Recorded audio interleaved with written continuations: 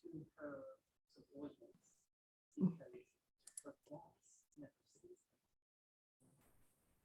them. That's probably the option they will tell you. So,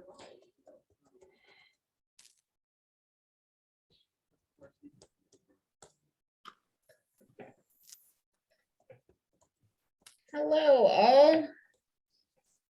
My Zoom was giving me fit, so I apologize for being just a little late. That never happens.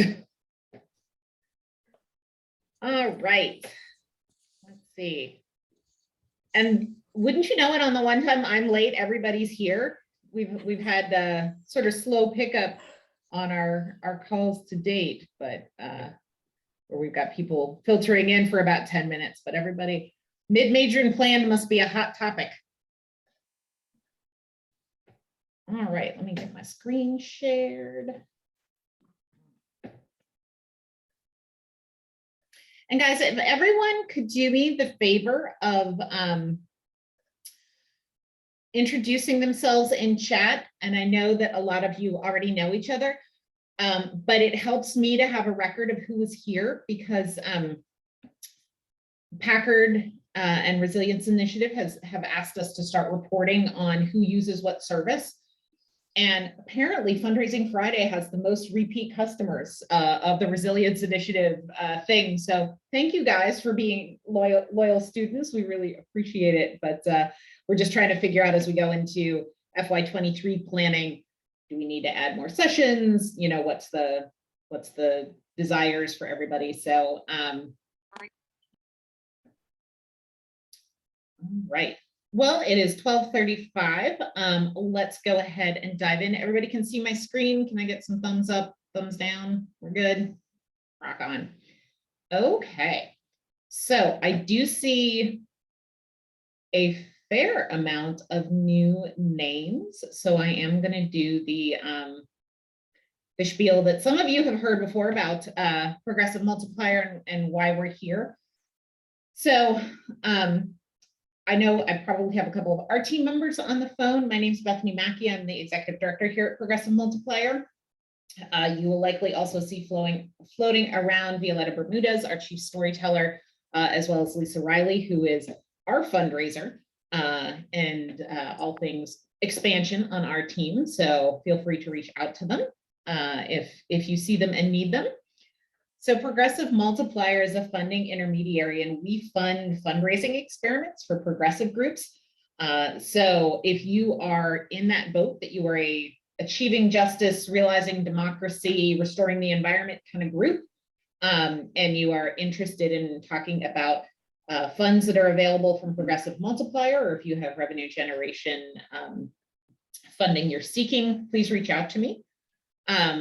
We are here today not in our grant maker capacity, but in our strategic assistance partner capacity for both the Resilience Initiative and Leaders Trust.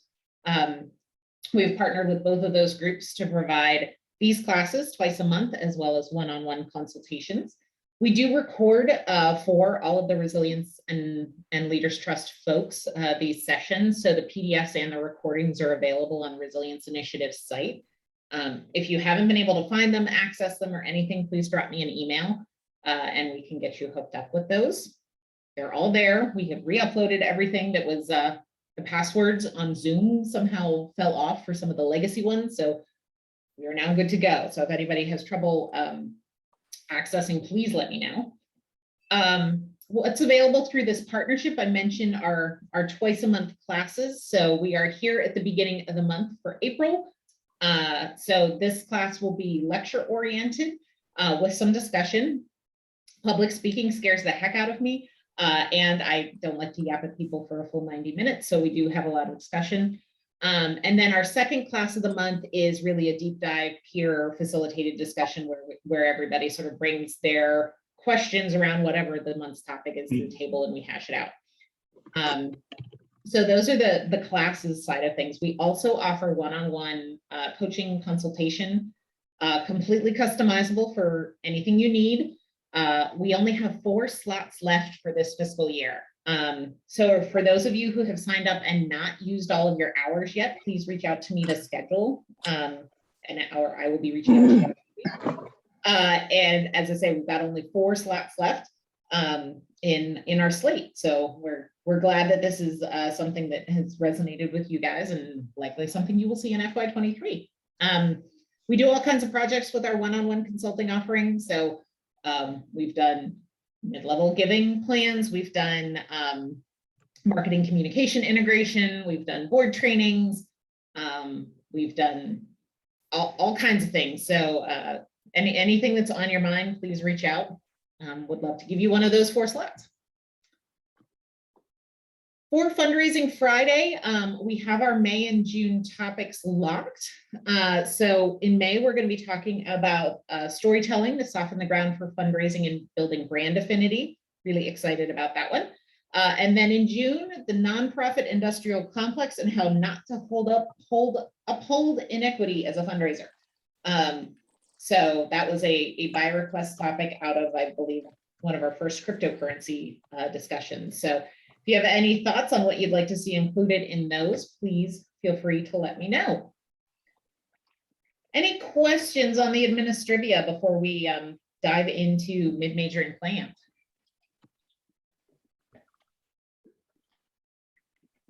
Melanie, I missed this cyber workshop. Uh-huh. And I'm wondering, I know that you guys record them. Can we get a reminder on where they're all stored? Yeah, so Resilience Initiative has a password protected portal on their site. If you don't have access to it, you can reach out to Michelle at resilienceinitiative.org. I've got her email up right here. And she can show you where they are, but we have all the videos and PDFs going back almost 2 years now. We've been at this for a while. So it is a buffet of all things fundraising geekery. I love buffets. Thank you. Sure. And the cryptocurrency conversations were good ones. Oh yeah, the crypto. Yeah, we got a request, but didn't quite work out. Yeah, we had the good, the bad, and the ugly stories on our crypto call. So if that is something you guys are encountering, struggling with, highly recommend those 2 recordings, and feel free to reach out if you have any questions. Any other questions about past recordings, past classes, anything we're offering, or are we ready to talk? All right. So we're going to spend today talking about, I'm going to go over the nuts and bolts of mid-level, major, and planned giving. Since we've got 2 sessions on this, I didn't want to go too crazy deep before we talk about where you guys are really interested in talking. And then as I say, I want to have some real talk at the end about where our responsibilities as mid-level, major, and planned giving officers, or if that is part of our broader development job, where does that actually fit when we think about racism and sort of the white supremacist roots of fundraising, and how do you do it right without upholding inequity, as we call it. So then we are going to talk about what we want to dive deep into in the back half of the month. So opening this up for discussion, just so we can get a temperature check. There are a lot of folks here. So I know this is a popular topic. And this is, I think, the one topic we've revisited from previous lectures that was requested to be done again. So I would love to hear, why did you want to hear about mid-major and planned, and what are the questions that are bringing you to the table today? Anybody want to jump in?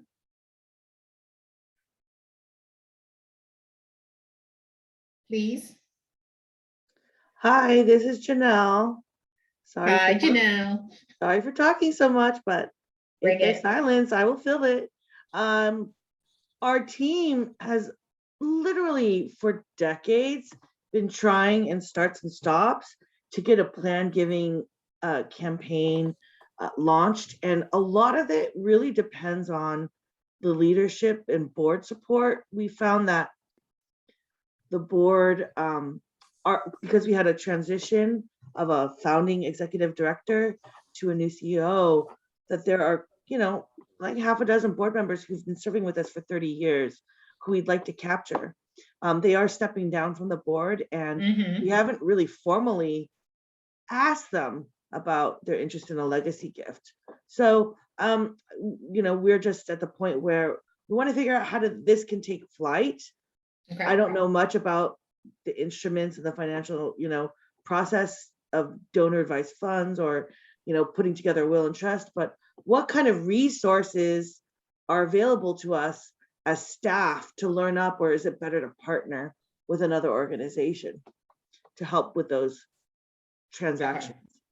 Got it. We will definitely cover how to get into it. And if we don't go deep enough, we can do it next time. So let's go over what we got for plan giving today, see if that at least gives you that initial direction. And then we can go from there. Sound good? Thank you. No problem. Elizabeth, what's your question?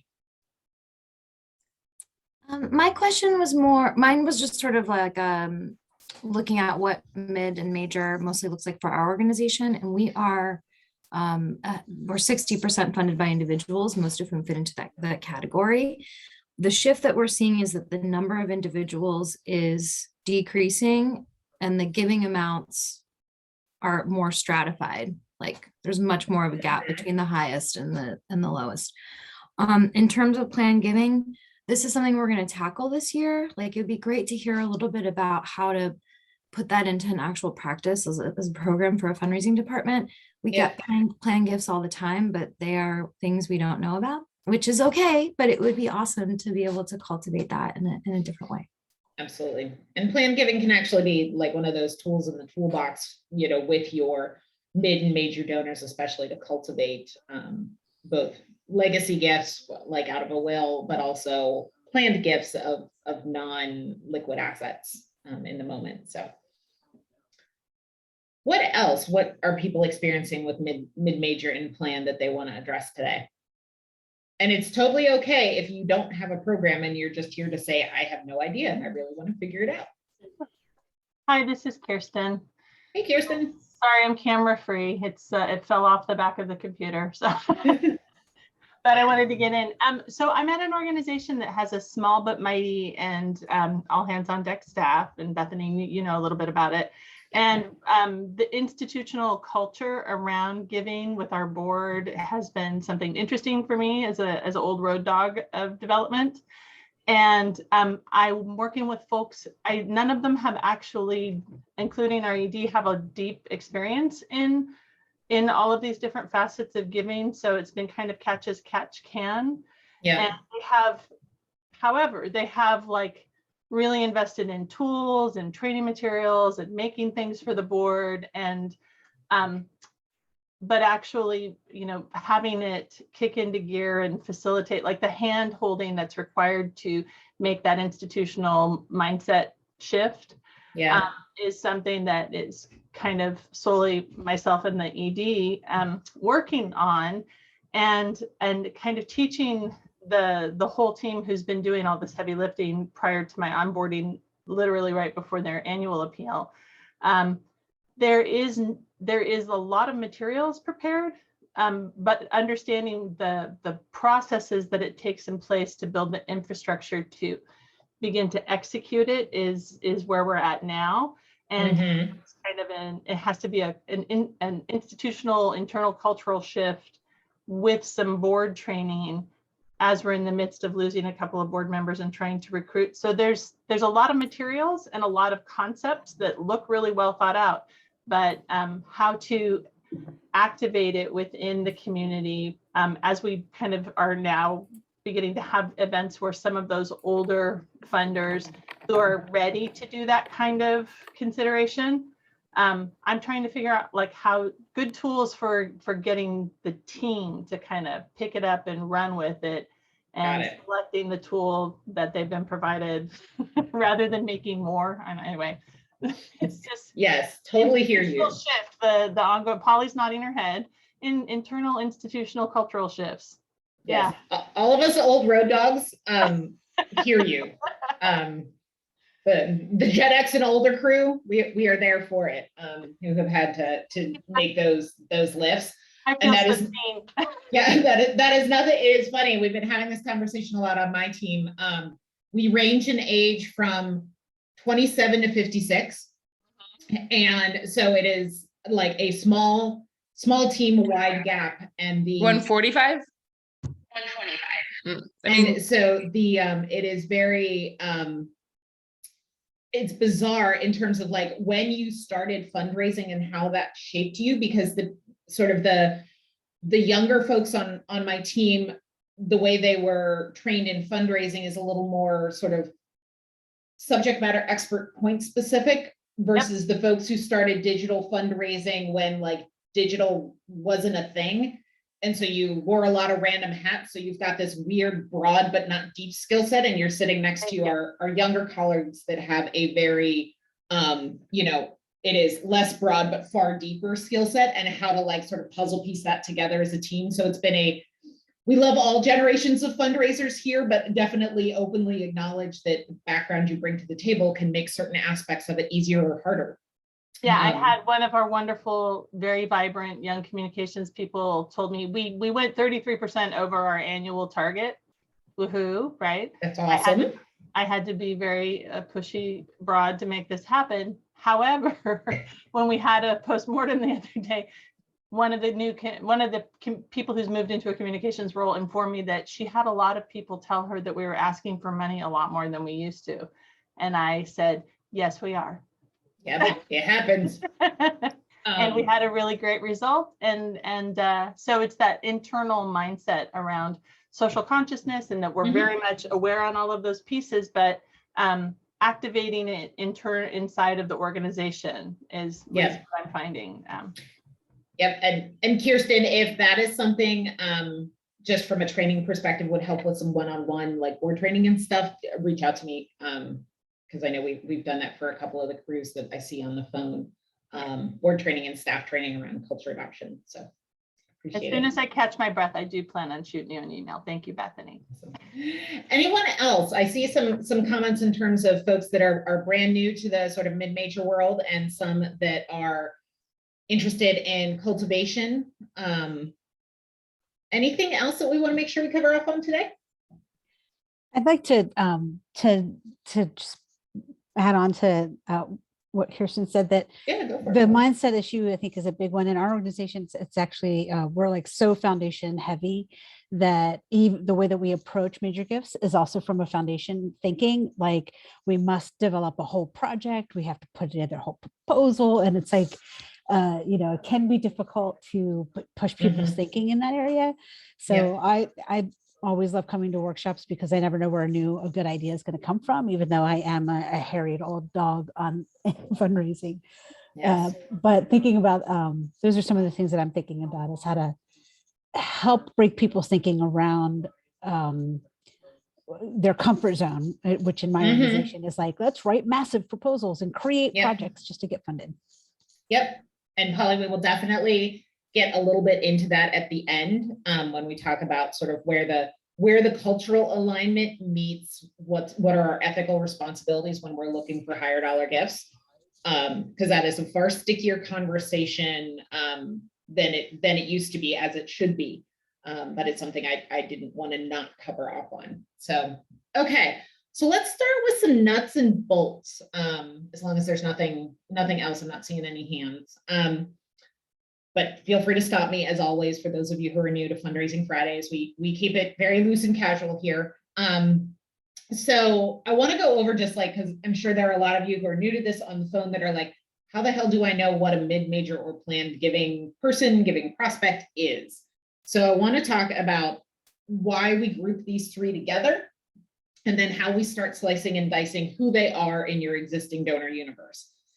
So what I say is that these three groups of donors together, they are your non-commitment folks on your file. So mid-level donors have a high commitment and a higher than average ability to give. And they will, of these three groups, they are likely to be your largest.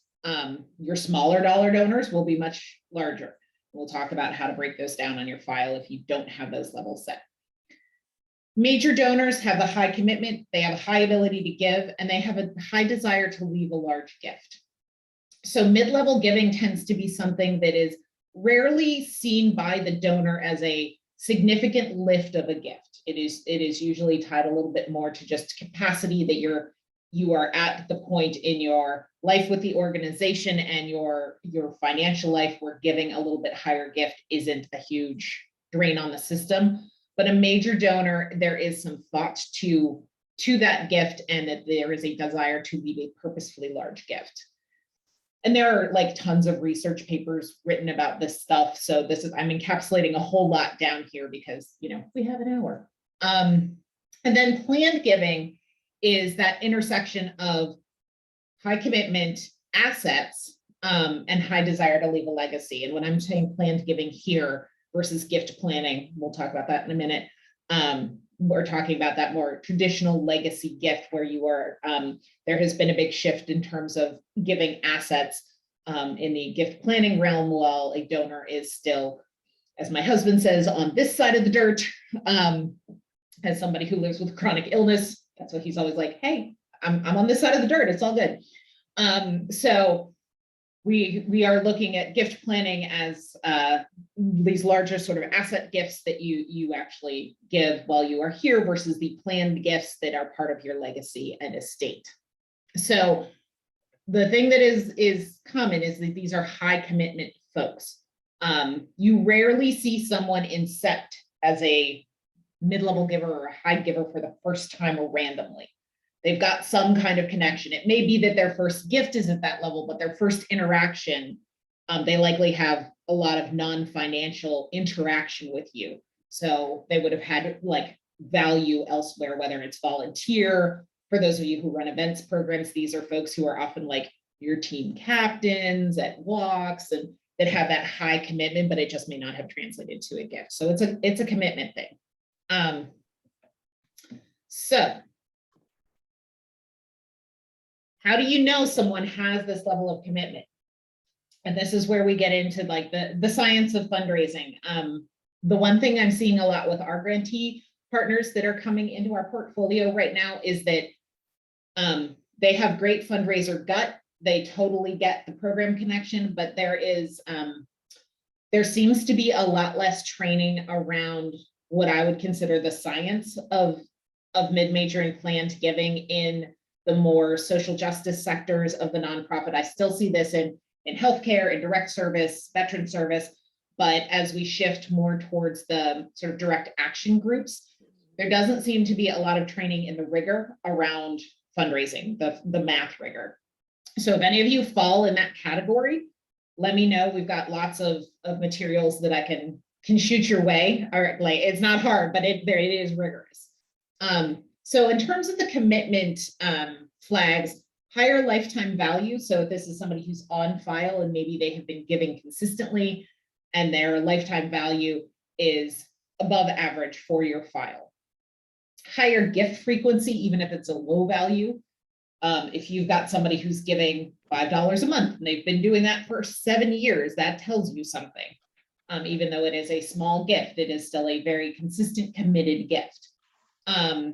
Longer sustainer retention. So if you've got sustainers that are really, really sticky, and most of the files that I work with right now, their sustainers are anywhere in that 6 to 9 month range of retention.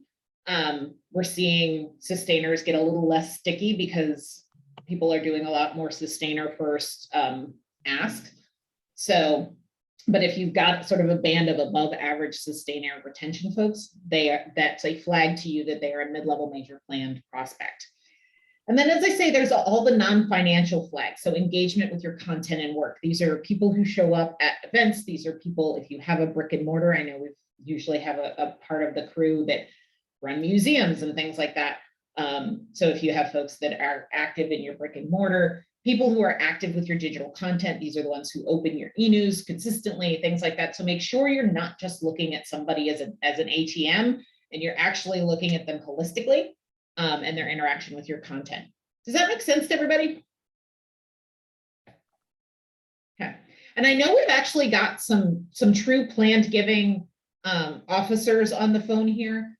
Please speak up if you have anything to add here. Feel free. Like, my skill set, as I say, it is really broad, but not super deep. So I can get you through all the basics. But I know we actually got some subject matter experts on the phone, so don't hesitate to stop and disagree, add content in, all of that. So I'm a plan giving officer. Go ahead, Robert. At Equality Florida here in Florida, obviously Florida.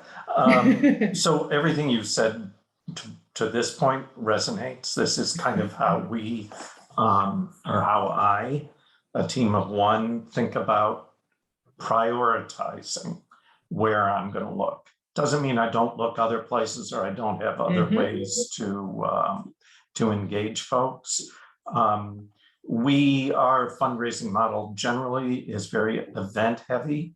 So those all have committees, and the committees, the local folks I work throughout the state, are my pathway to help me understand a little bit about this. I can do some data research in our CRM, but a lot of the times it's reaching out to a steering committee member and saying, who do you think amongst the people you've dealt with as a volunteer in an organization meets these criteria? So far you're spot on as to how I kind of think about it.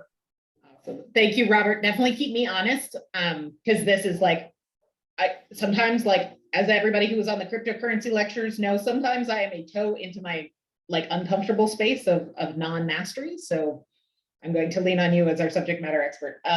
And thank you and kudos to Equality Florida. I know it's been a hell of a legislative session. I'm a proud member and donor to Equality Florida.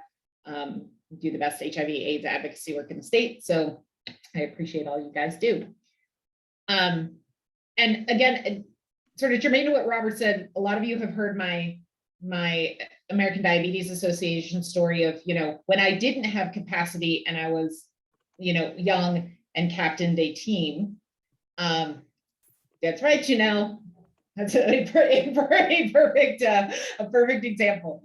When I was young, captained a walk team, say similar with Equality Florida, big events, and had a big team, raised a lot of money, but I didn't give personally, and ADA cut me off the file.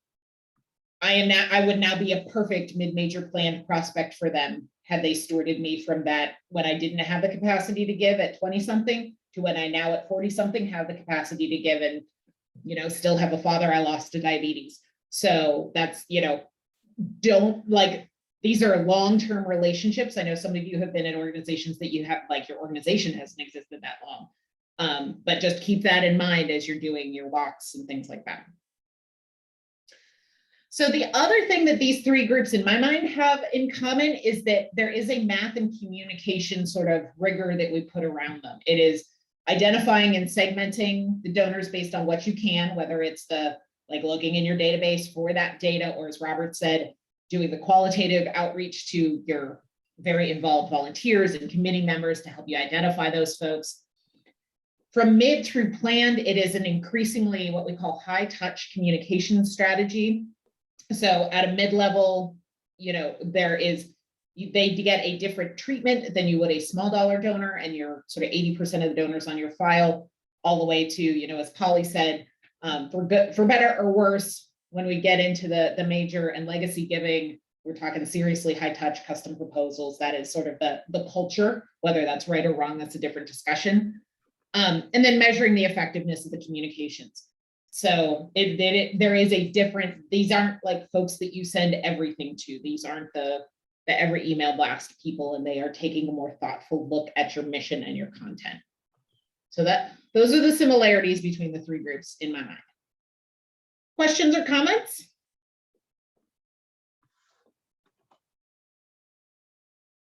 Yes, no?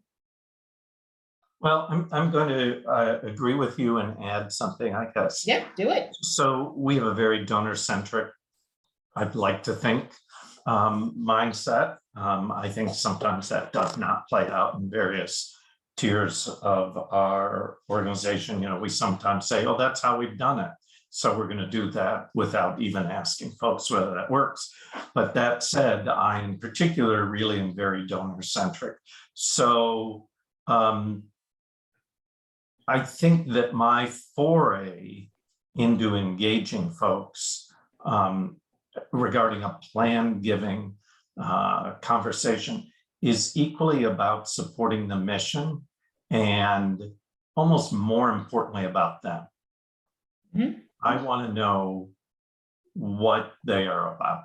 I want to know their family. I want to know their activities. I want to know other organizations they support. I can answer tons of questions about the mission and our activities. That's easy. But what some of the science around plan giving suggests, and if you read Russell James, who's a really good kind of thinker about this stuff, it's almost more about, as somebody who's parting with assets as opposed to income, it's almost more about them, right? Yep. And their ego and their sense of legacy and their sense of belonging than it is per se how the dollars are specifically supporting the mission. And it's rarely about tax benefits, and it's rarely about those nuts and bolts. So I don't know if I stole your thunder going forward, but just in terms of engaging at this level, it is a different qualitative relationship than it is even at major gifts, which are still coming out of income. Right. No, Robert, I think that it's a really good distinction to make of that, are you giving this like liquid cash assets in the moment? Are you planning to give non-liquid assets while you are with us on this earth? Are you planning to give assets when you pass and leave a legacy? Like, there are definitely different mindsets, and why you do each. There is definitely an element of like, what's that catalyst? And that's where we see most of that conversation now is, should we be catering as much as we historically have to those ego points, to those like personal points? And there are arguments on both sides, and we'll definitely get into that later. But I appreciate the additions. They're totally spot on. Janelle, I see your question in the chat. Wealth engines. Did you want to add to that?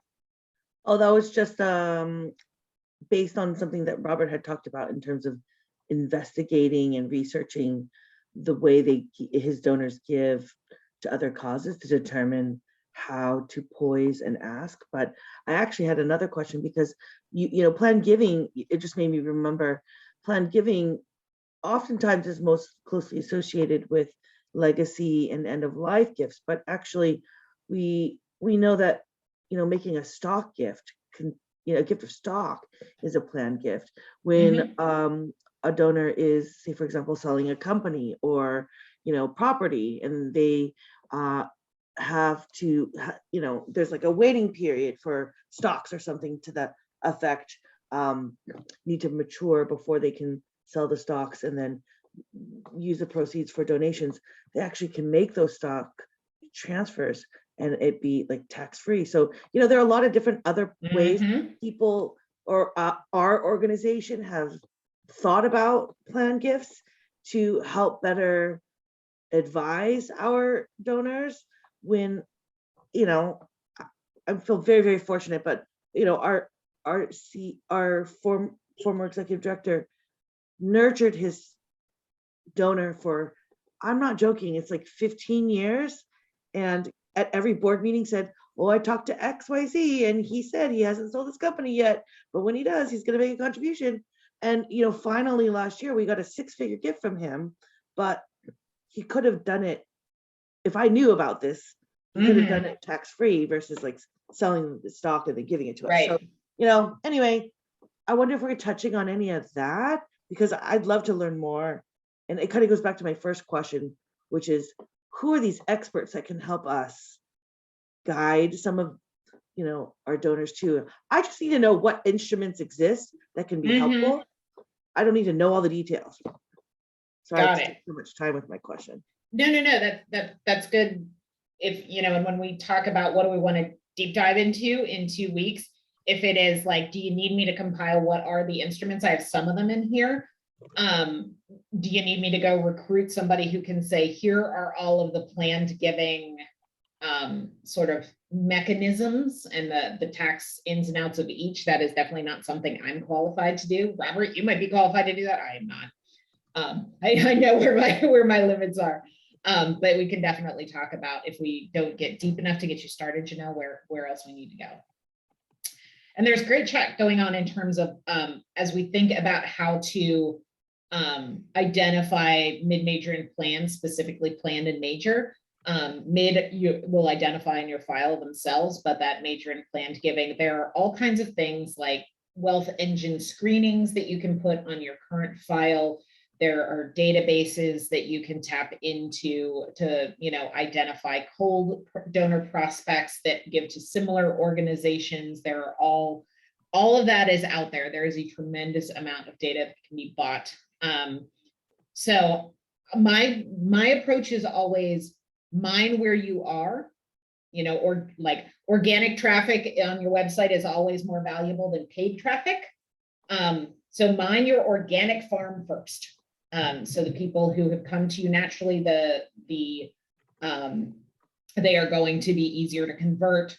But if you like, once you get to a point in sophistication in your program where you have maxed that out, you have the engine built, you're doing that sort of regular routine mining within your own file, and you want to potentially bring in higher value donors that give to similar causes and start cultivating them with the purpose of getting them to a major gift, you absolutely can begin that as a paid acquisition program. I used to work, a lot of you know, in agency world, so I had clients like American Heart Association, and they would do that regularly because they had a 40-year-old program. You know, like the digital program in and of itself made $20 million. Like, don't even talk about the direct mail. So the direct mail and things were, you know, 8 times that size. And they're, because planned giving was such a huge, as it is for all healthcare charities, a huge piece of their revenue generation puzzle, they would actually do a lot of purchasing of people who had given to similar health organizations like diabetes, lung, Alzheimer's, like any of the major top 10 health charities, so that they could store towards planned giving. And it wasn't even that they cared so much about the major gift, but you know, their end goal was planned gift. I've never seen a program quite that sophisticated. So lots of options as you grow, but I know most of the folks on this call are likely at the other end of the spectrum of, we're just getting into this. So lots of room to run. So Janelle, let me know if we don't hit your lane.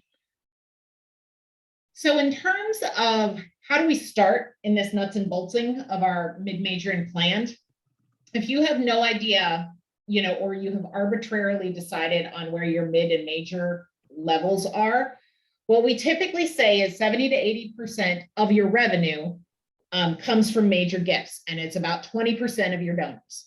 So that's there. It's not a hard and fast rule. It's a general. You have to do the math on your own file, but see where, call it 75 to 80% of your revenue comes from, and see how far down into your file that gets you. The data you see here on the right is actually from one of the Packard grantees that we worked with in developing, you know, where were their levels.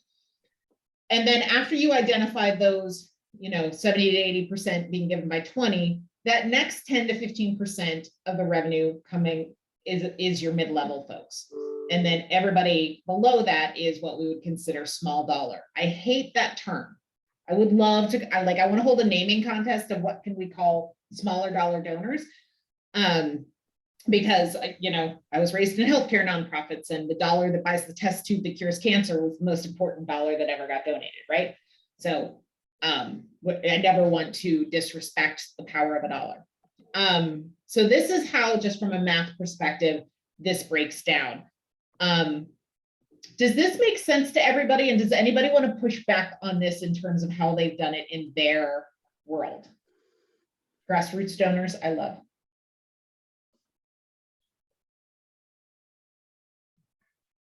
Okay. So does this math make sense, or do you guys need me to walk through it at all? I don't want to create any eye charts here, but I also want to be sensitive to time.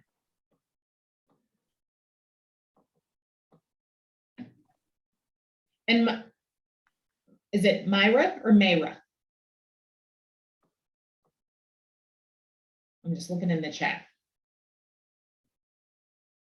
Doesn't like to catch up to Zoom, but it's getting there. Hi. Hi. Can you hear me now better? Yes, we can. Oh, So wonderful. tell us what you need more of. We need more of those grassroots These donors. folks. in the We orange. have a small amount and we're trying to grow because we haven't had an actual person until I came along to help us branch out and get more grassroots donors. Yeah. So we're like very small with our donor right now. Totally get it. At least you have some. We have none here at Progressive Multiplier. We're totally philanthropically supported. We're trying to evolve that, but like most progressive nonprofits, we got the philanthropy money. Yes. So I so agree.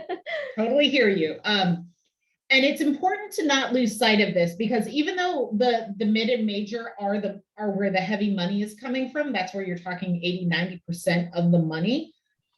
The volume is down here in smaller dollar donors. So this, even though the donor pyramid and moves management and everything can feel a little dusty, given how digital communication channels and everything else really have blown up linear paths of donors' relationships with organizations, don't forget the base, even though we're talking about mid and major, because most of your mids will come from here.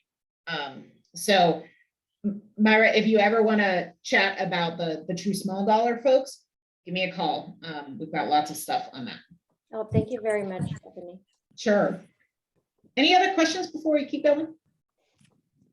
All right. This is great conversation. I know we're a little all over the place, but I think that means we're talking about all the stuff that's on people's minds. So when we talk about the major donor prospects, is that most of your major donor prospects are the folks who are sitting in part of your mid-level giving. So, it's a simple tiered structure. So, if the people in green are your mid-levels, that, in this case, it was,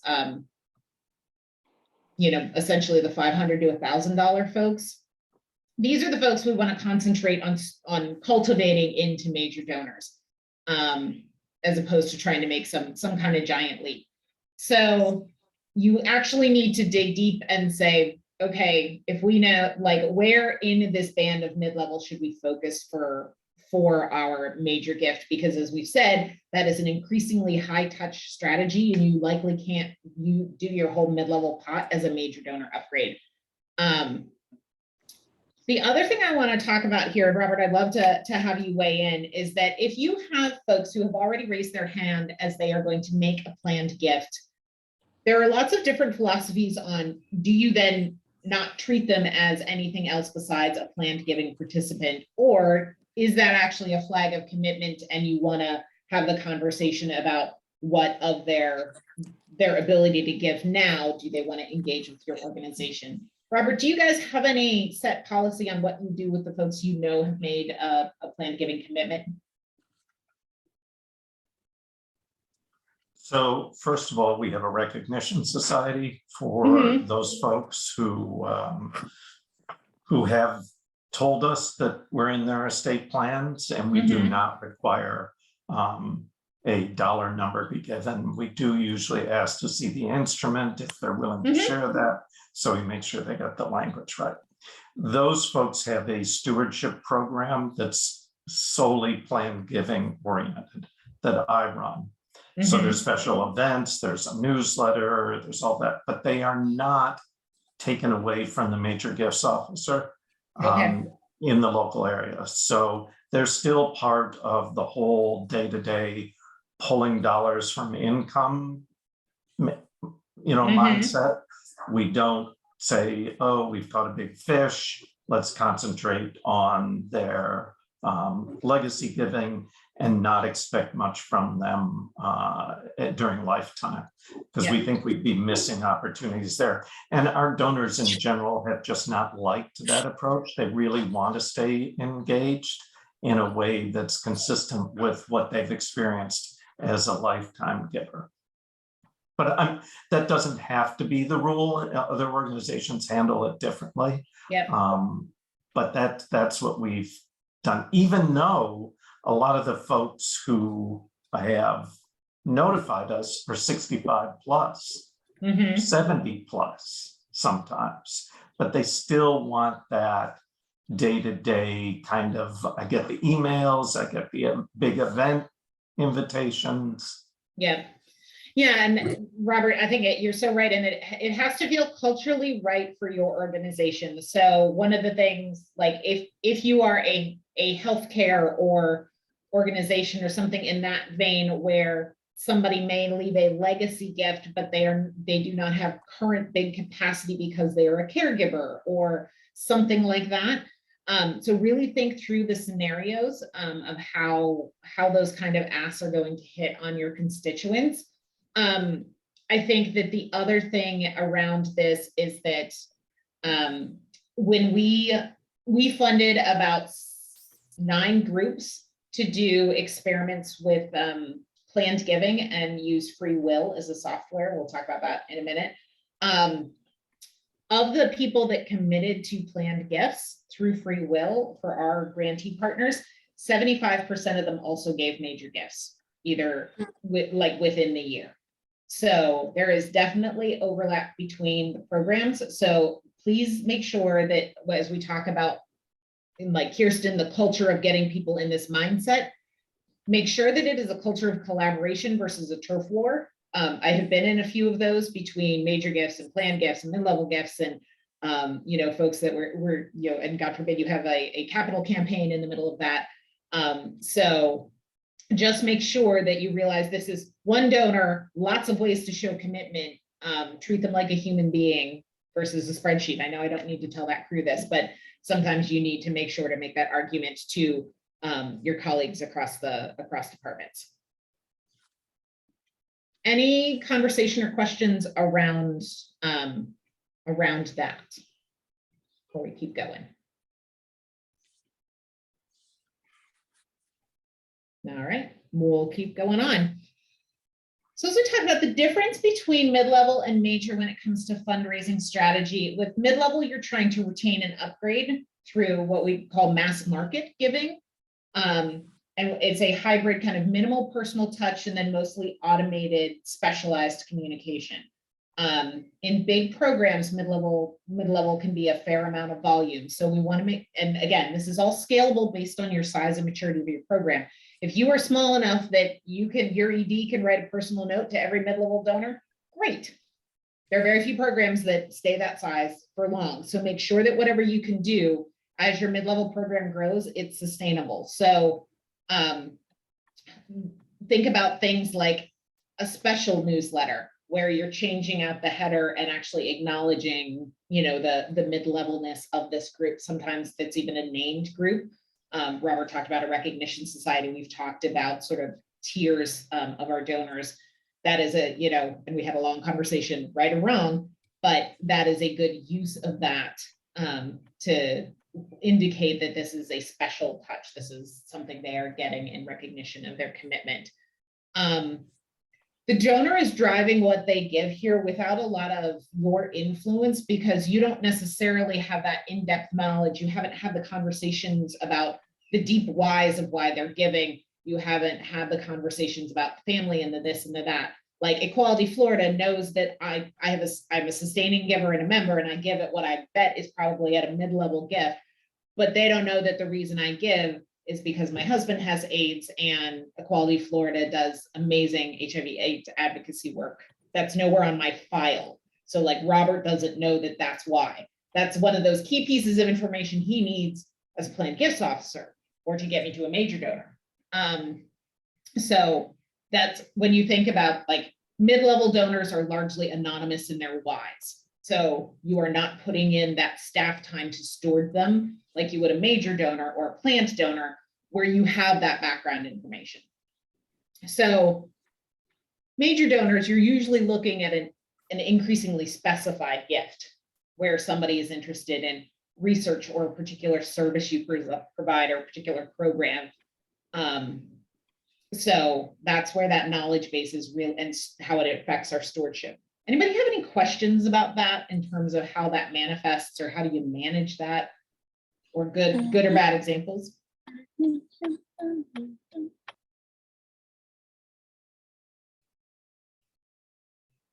Thoughts, guys?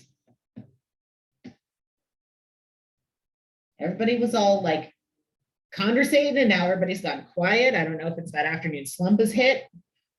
It's 1:30 here on the East Coast. All right. I do think ahead, Polly. you're absolutely right about the mid-level donors are usually are anonymous about their whys.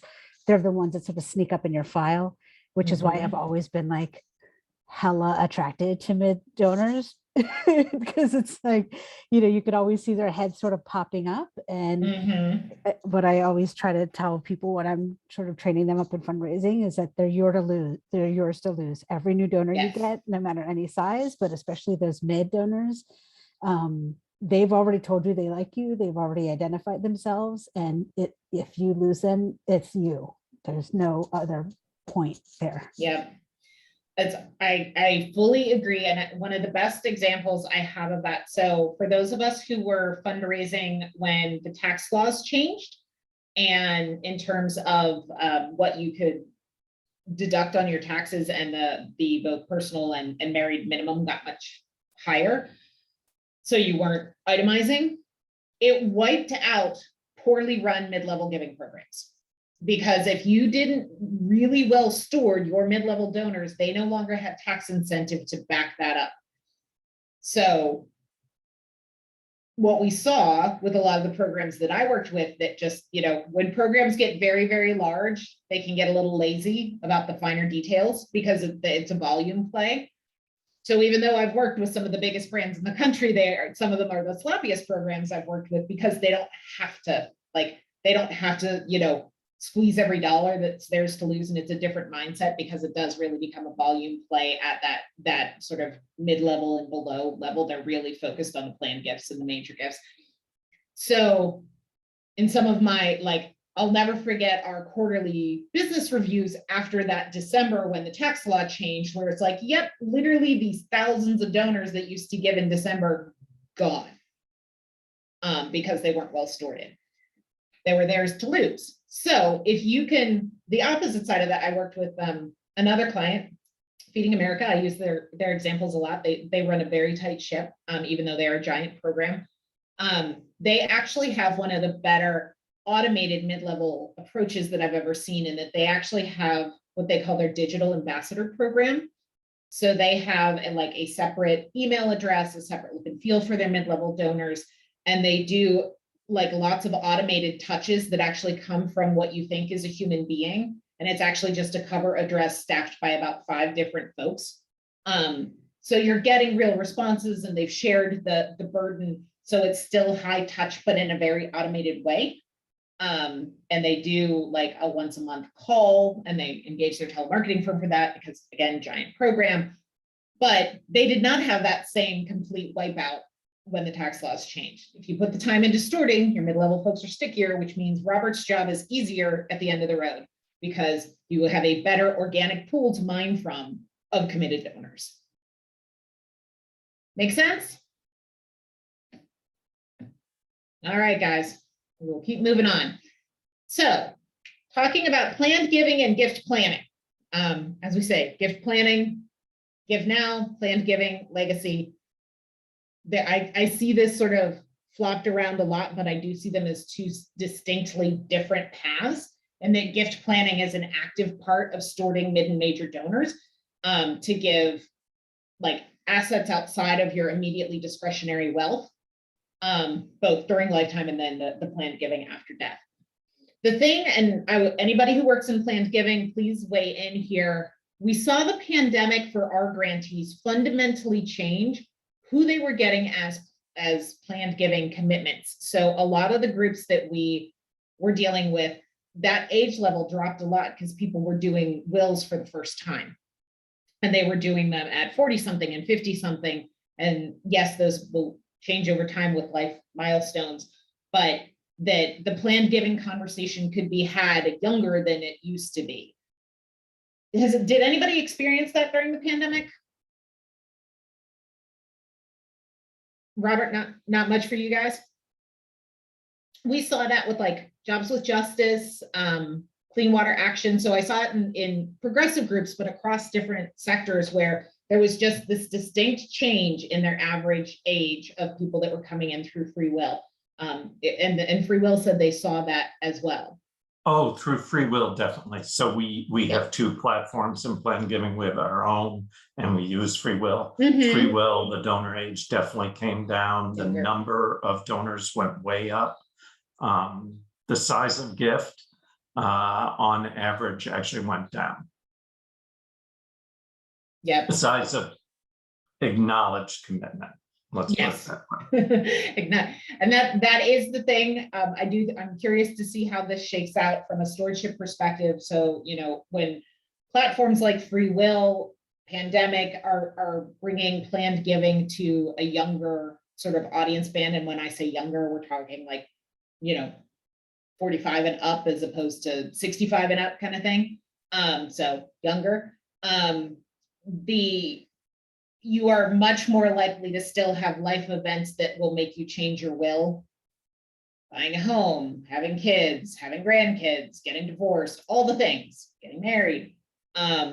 So those, when we talk about the size of committed gift, the younger the person is, the less reliable that gift commitment level is, because they're going to change their will more frequently than somebody who is, you know, my mom's age, she's turning 80 in July. All the grandkids are taken care of already and everything else. So, so that's definitely something to keep an eye on when you are marketing the planned giving opportunity to your file. The grantees we've had that have been most successful, you know, it has been with 65 and up. If you have not done age appends to your file, I do think that is one of the few minimum data points that is worth purchasing is the age append. So whether fresh address and like any of the reputable companies, age is a pretty average, you know, typical thing to buy. You're not getting into really funky data. And when you start marketing your planned giving program, definitely that is where we saw the mark of marketing worked on file was for the sort of 60, 65 and up crowd. Robert, I see your head nodding. Are you experiencing the same? Yeah, I mean, I spend a lot of my time around age, but I mean, it gets so complex. I have, you know, in general, I'll leave it at that. Yes, age strata, you know, if you want to start somewhere, go there, but don't make assumptions that age is the only qualifier. Inflection points, as you said, like marriage, child, death in the family, new job, you know, big bonus sometimes can stir people to think about, well, what would happen to that if I die? But those sorts of things are harder to know, as you say. You know, we generally always capture age. Yeah, and that's a really good point in that you can get super duper sophisticated. I have had clients in the past that actually purchased new parent data and marketed planned giving. You know, you can certainly get at that data with an external data firm because, you know, that's how like all of the Babies R Us kind of stores know to market to a new mom. So I've had clients that have done that with their planned giving and actually try to proactively market around those life change moments. Very sophisticated programs that have money to spend.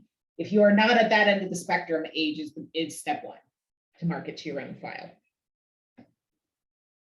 Other questions or concerns? I see a conversation here about segmenting donors around, is it a one-time gift or a cum gift? It's an excellent question. I would say cum within a year. Especially we see more and more behavior around installment giving as the technology that we use is getting better to say like, I want to give monthly versus quarterly versus twice a year, things like that. And it will help you grow that mid-level pool. Because if say mid-level for you is $750, that's a chunk of change for just about anybody.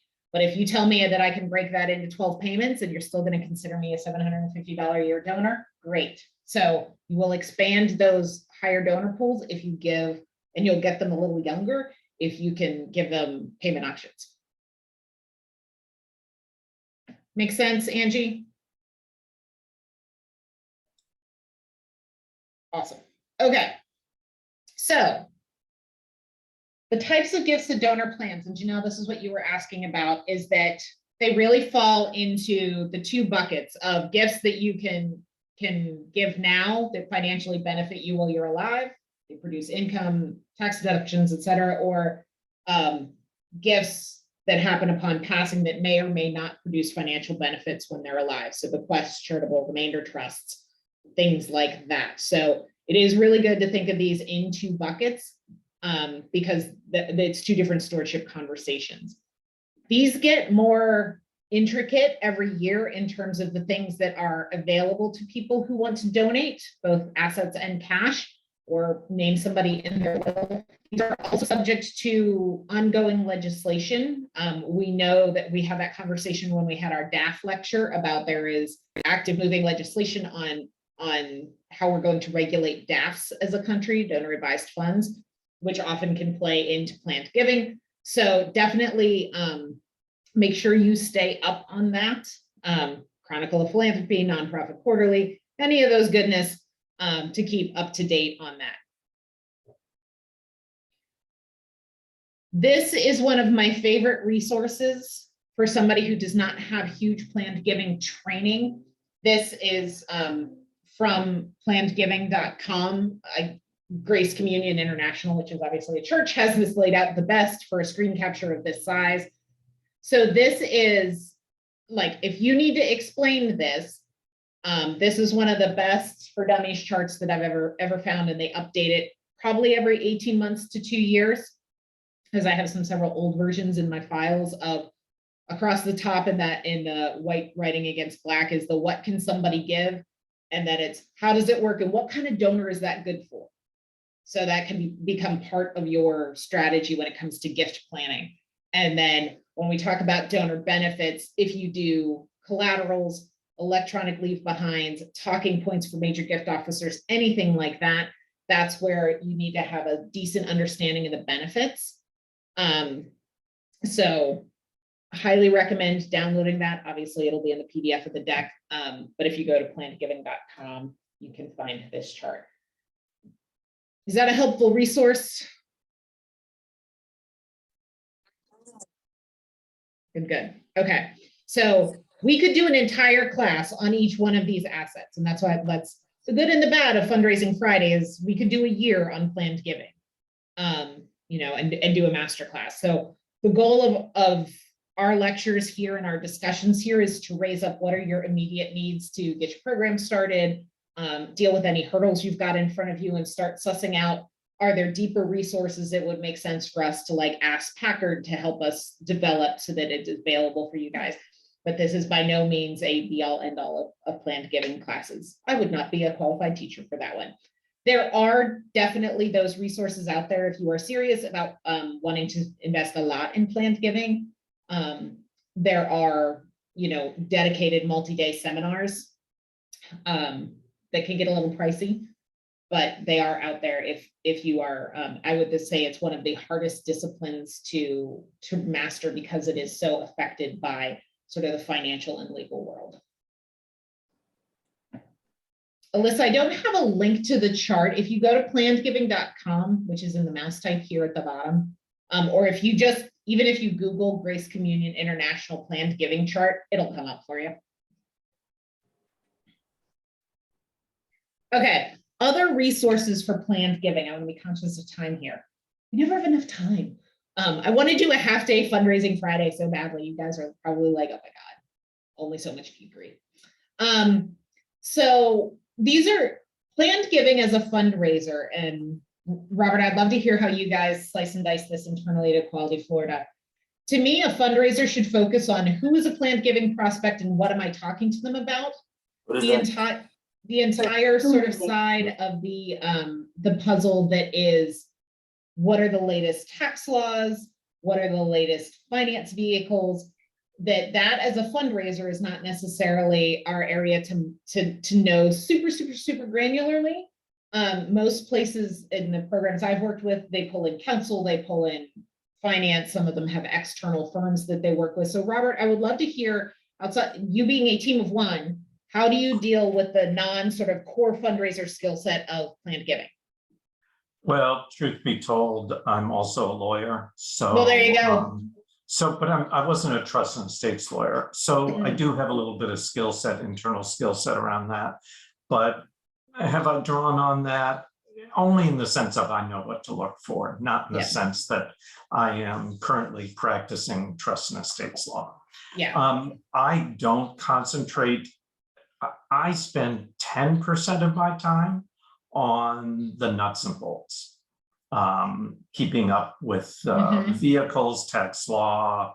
There are other people for whom that is their bread and butter, and I have access to those folks, and I can call upon them, and we have some internal resources in our finance department and in the bank that runs our own finance. So I just, there's a book up on my shelf here called Planned Giving in a Nutshell. Because it goes immediately to the nuts and bolts. Like, here's what a charitable lead trust is. Here's, in the appendix, you'll find a template for that. Wait a minute. The soft skills to me, the strategy, the methodology of outreach, the reciprocal engagement, those are all much more where I spend my time. And when I get to the question of what vehicle will work, and we had something come up the other day, and we have a gift acceptance policy, which I suggest you all have. Yes, we had a whole conversation on that one. Yeah, we don't want to use car. Don't send us your Butterfly Connect collection because we would never be able to sell it. Right. So this financial advisor never requested our organizational gift acceptance policy, went ahead and gifted us a sizable equity interest in a private company. I don't know what the hell to do with that. We don't take that. So, there's a little bit of failing on my part, but I guess that goes in, you never know. You can plan all you want, but you never know. But had I had the opportunity maybe to invest more time in the relationship, that might have happened. This actually came out of the blue, so I didn't have that opportunity. Yeah. I think it's all about, more about the kind of strategy, overall strategy at an organizational level. Where does it fit? What is the value proposition? I spend tons of time on that, thinking it by segment. What am I telling people that they want to part with their money for? And less about like, we have to be careful of the generation skipping transfer tax. Yeah. No, Robert, I appreciate you saying that. And I hope it resonates with everybody in that fundraising is fundraising. whether it is small dollar or planned giving or anywhere in between, that core skill set of segmentation, like who are you talking to? What are you talking to them about? What is the value exchange and proposition?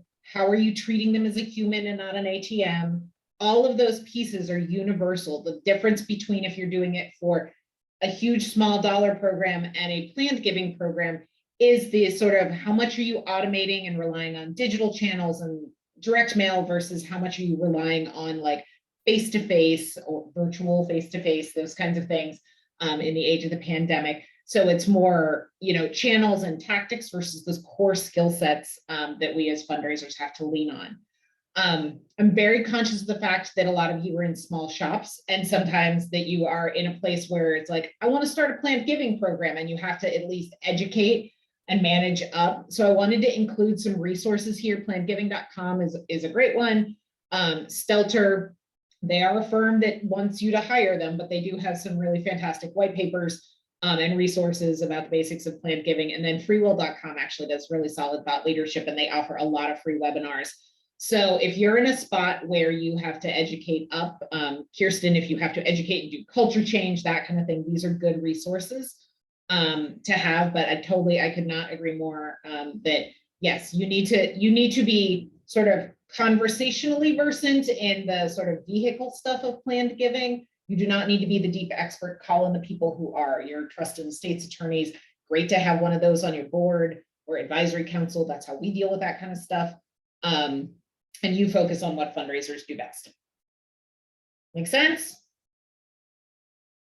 All right. So I know we're losing some folks because we were getting past. You didn't lose me. I just couldn't unmute. Oh, go ahead, Kirsten. Yes, exactly. And I'm assiduously taking notes. And should you ever decide to relocate to the West Coast, I would love to have someone who specializes in wills and trusts as part of our development, our one-person development team. That would be amazing. Yes. Oh, I swear we should make it like a fundraising Friday, because I have learned so much from the folks on this call, and some of your groups have become grantees through this. So I love this peer community as much as yes, fundraising Friday happy hour. Love it. It's because this has just become one of my, the anchors of my week, and I truly appreciate it. I want to have some real talk about these higher dollar programs, because as I say, I think we would be remiss ethically if we didn't. And I am a classically trained, proud Gen Xer, old road dog fundraiser. Okay. That is who I am. So the way I was brought up was very donor centric. We manipulate whatever we need to do to get the gift. We package it however we need to. I know I have personally definitely stepped over that line of if it was the right packaging that was totally in line with what the program staff wanted, that kind of thing. Anybody who has fundraised a lot, you have run into those instances. And when I look back at my almost 5 years in this, I'm like, I definitely have some cringeworthy moments where looking back, I'm like, ooh, I should not have done that. So I want to have the real talk about sort of what traditionally we have thought about sorting mid-level and major and planned givers, and what the now sort of pushback in both our industry and outside is about donor centricity. So I pulled this from the blog at RKD, which is a firm. They have a lot of fantastic clients, your Komen Foundations of the world and things like that. And they actually have dedicated strategy consultants for mid-major donors. This is one of their more recent blogs about make your mid-level donors feel like superheroes, right? This is some, I used to have a slide that I would present about donor as hero communication and things like that.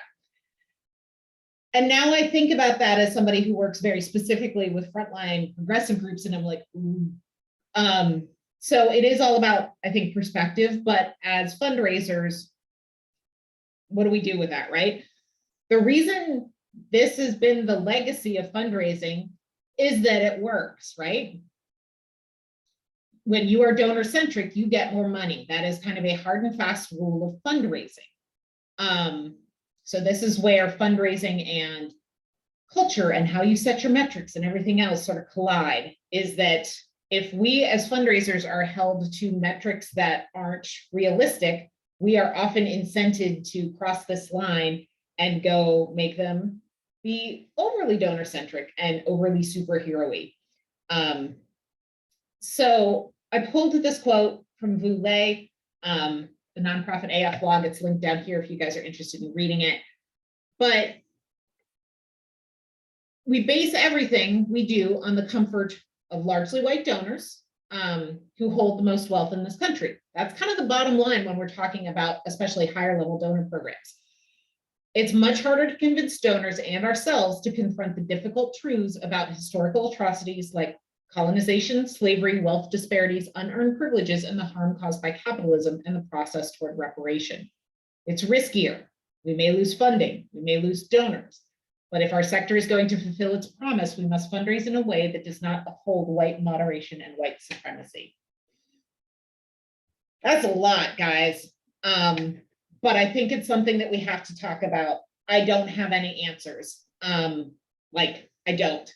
I know that this is something that I deal with every grantee partner we have.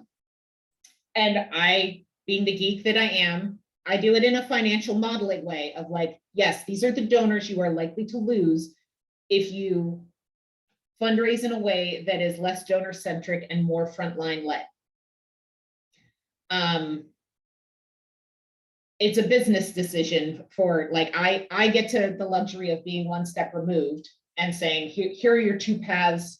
You culturally have to pick one. And then that's on the group and I be as supportive as I can. And I've had the group, I would say it's about a 50-50 split because of the realities of keeping the lights on. So I just, as I say, I have no answers, but I wanted to hold this space for having this conversation with this group. So have any of you confronted this within your higher level donor programs? And, where does donor centricity now fit? So jump on in, get into the mess with me. Not to dominate the conversation, but it's it's what leads so many of us to do nonprofit work is our intention. And then when we find who we are rubbing shoulders with, sometimes it can start to feel a little icky after a decade or so, right? One of the things I think we can do is, as nonprofit development professionals and communication folks, whatever part or all of the above for many of us, what I find I've worked for public television and radio. I've worked for really large organizations and little tiny private schools. And I just find myself as I move into this phase of life, is also we can serve as conduits for finding ways of bringing these communities that it's all the same community, but helping these communities understand each other in the way that we communicate our mission, vision, and values, right? Because that's ultimately what leads us. The working parent who contributes $10 a month to my organizations is as valuable or almost more valuable to me, because as a working parent, I know what it takes to make those little contributions every single month. And I really try to help bring those folks to create synergy so that those folks are sharing spaces. Also because we work with First Nations organizations, et cetera. So as we approach this work, if we're mindful, I think that there is a way to also help in our own corner, facilitate conversation and with the long-term goal of even potentially some healing around finance and power. I love that, Kirsten. Thank you. So again, not to, I think it's really important to acknowledge that I'm perhaps also dominating the conversation, and that in and of itself reflects my white male privilege. So I want to be careful about that. But so we just had 2 4-hour half days of training on this through a third party that ended at noon today. So I'm coming fresh off this. Awesome. And one nugget that was shared as a concept is this concept of mainstream and marginalized. And they're 2 very different experiences for people as they go through their lives. And The trick, if there is such a thing, is to find the bridge between the two things. We are not going to solve systemic racism as funders. We're not going to solve homophobia, sexism. It's not our job. It's not possible. But we can find ways where, particularly somebody like me or anybody who's in a role as a fundraiser, for example, who has power, to interface with those that are marginalized. And that list of identities can be very conflicting because some people are marginalized in some ways, but hold power in the other. And so all I can say from the 8 hours of training I just went through was, oh my God, help me. I was going to say, I don't know how your brain is still functioning after 8 hours of training and then another hour and a half on top of that. But,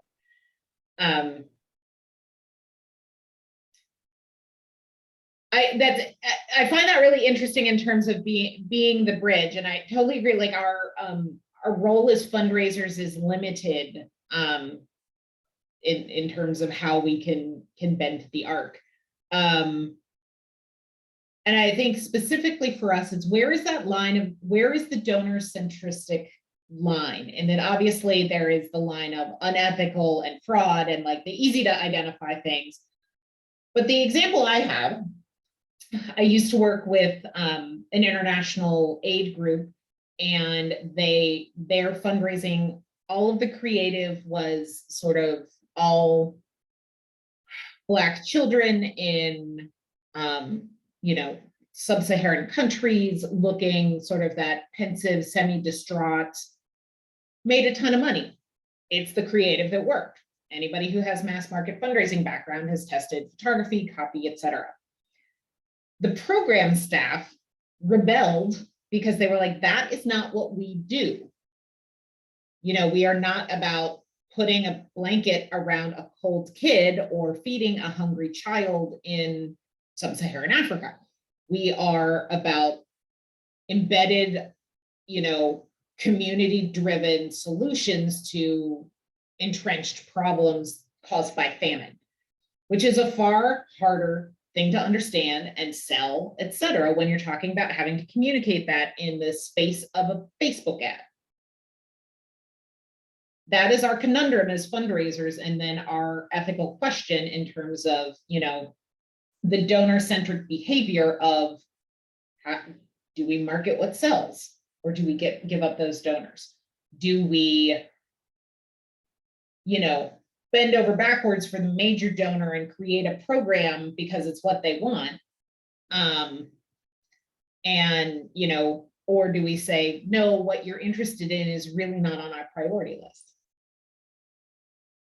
I throw that question out to the group. Where has that line been for you guys before in your careers? Now, has that changed? So I'd like to jump in here. I've had Polly.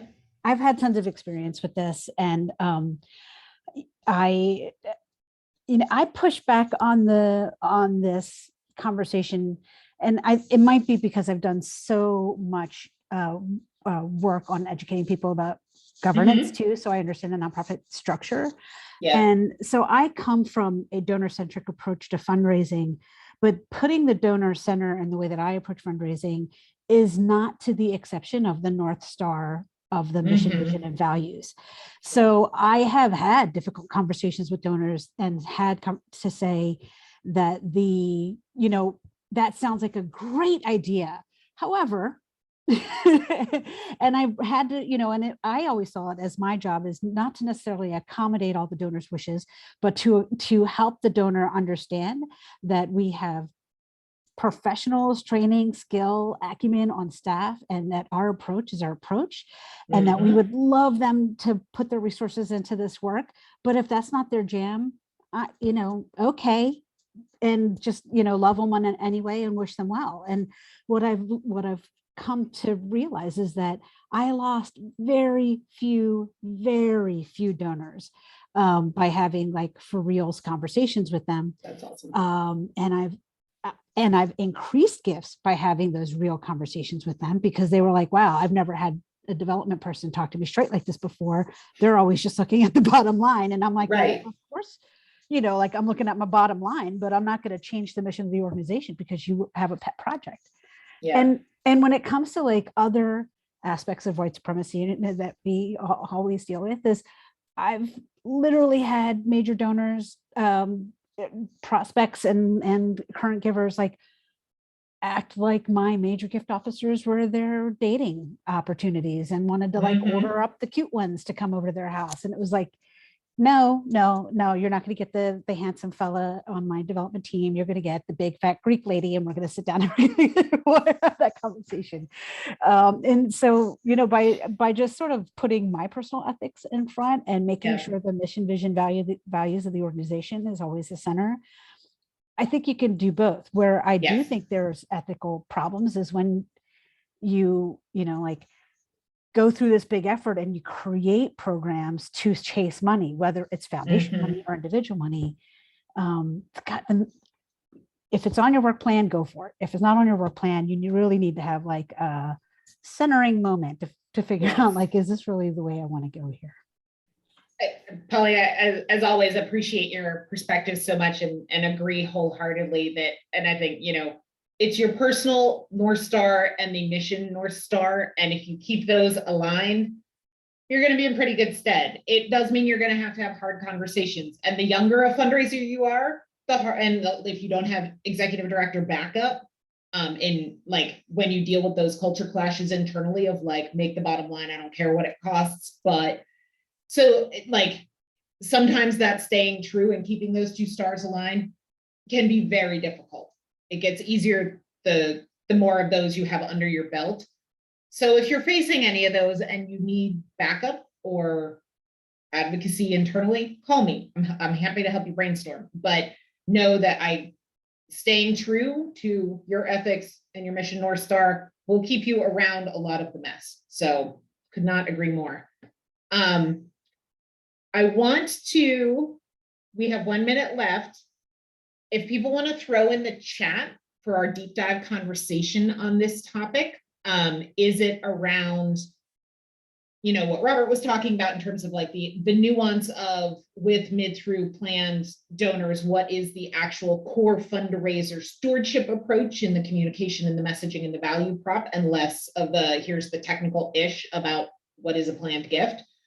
Is it deeper dive into segmentation? Is it what tools are out there from a tech and, you know, wealth screening perspective? What do you guys want to focus on our next call? I could see some votes that will help me produce the content. And Myra, did you have your hand up? I saw it go up, but then I think it went away. Oh, it's totally fine. I actually have to go, but that was a really, really good subject and discussion overall.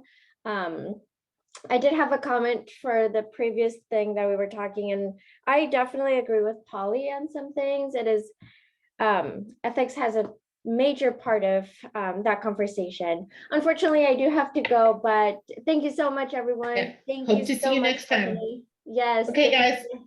2 o'clock, never enough time.